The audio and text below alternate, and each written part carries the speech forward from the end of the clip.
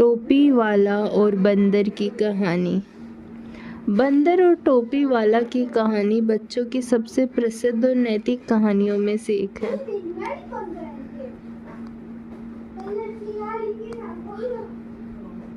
एक बार एक शहर में एक आदमी रहता था जो टोपियां बेचता था।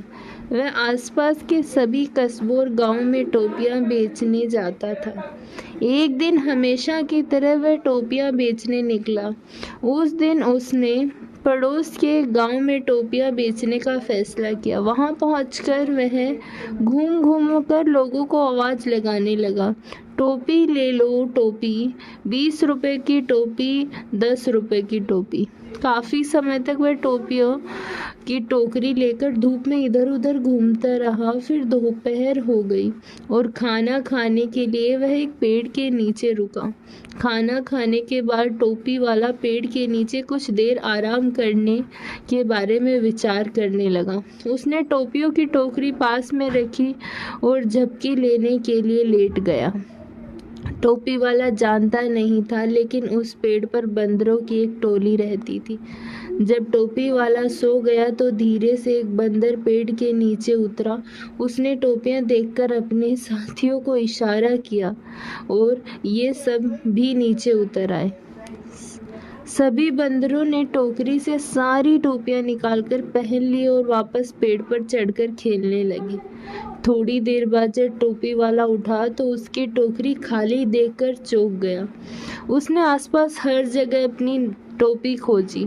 तभी उसने पेड़ पर बैठे बंदरों को टोपियां पहने देखा। अब उसने अपनी टोपियां वापस पाने के लिए बंदरों को इशारा किया और बंदर वैसा ही इशारा उसे देखकर करने लगे। फिर टोपी वाला हाथ जोड़कर उनसे टोपियां लौटाने का अनुरोध करने लगा तो बंदरों ने भी हाथ जोड़ दिए। टोपी वाला इस तरह से कई तरीके आजमाकर परेशान हो गया, पर बंदर तो ठहरे बंदर, वे टोपियां लौटा ही नहीं रहे थे।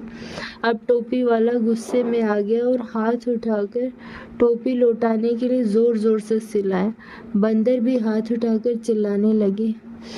उनकी यह हरकत देखकर तब टोपी वाला समझ गया कि बंदरों को नकल करना पसंद है और वे तब से उसकी नकल ही कर रहे हैं। उसे एक तरकीब सूझी और अपनी टोपी वापस पाने के लिए उसने चतुराई का इस्तेमाल किया। उसने अपने सिर पर पहनी हुई टोपी उतारकर ज़मीन पर फेंक दी। यह देखते ही बंदरों ने भी नकल उतारी और अपने अपने सिर की टोपियां निकालकर उसी तरह जोर से ज़मीन पर फेंक दी। टोपी वाला दौड़ा। उसने झटपट सारी टोपियां इकट्ठा करके वापस अपनी टोकरी में रख ली और खुशी खुशी घर लौट गया।